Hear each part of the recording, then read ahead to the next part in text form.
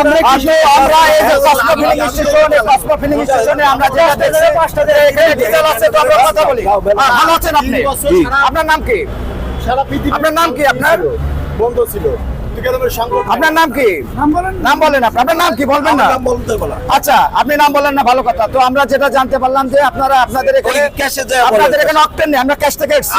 আমি এখানে ডিজেল আছে, মানে আপনি ডিজেল দিচ্ছেন না কেন? আপনি ডিজেল, আচ্ছা এই যে ভাই, এই যে তারা যে কথা বলতে রাজি হচ্ছে না, আমরা তো তেল নিতে আসছি। তেল নিতে পারছেন না।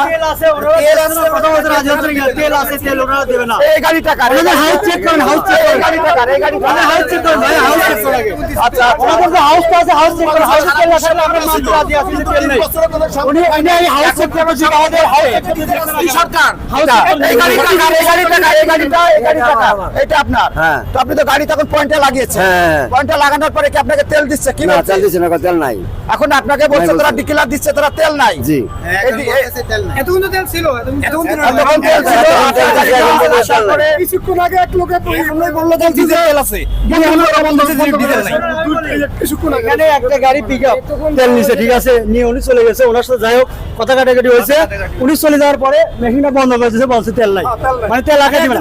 আমরা বলবো না, আমাদের হাউস চেক করে আমরা হাউসে তেল আছে কিনা, আমাদের তেল লক্ষ্য করে সারা 3 বছর সারা বিশ্বে বন্ধ ছিল।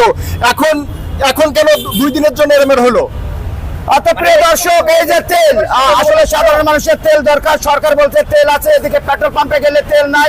এই ফিলিং স্টেশনে কিছুক্ষণ আগে ডিজেল ছিল, এখন যারা এখানে আছেন এখন ডিজেল নাই। তো বাংলাদেশের যে অসঙ্গতি জানতে সঙ্গে থাকুন দৈনিক পূর্ব দিগন্ত অনলাইন প্ল্যাটফর্ম থেকে। আমি সঞ্জিত কুমার দে, ধন্যবাদ।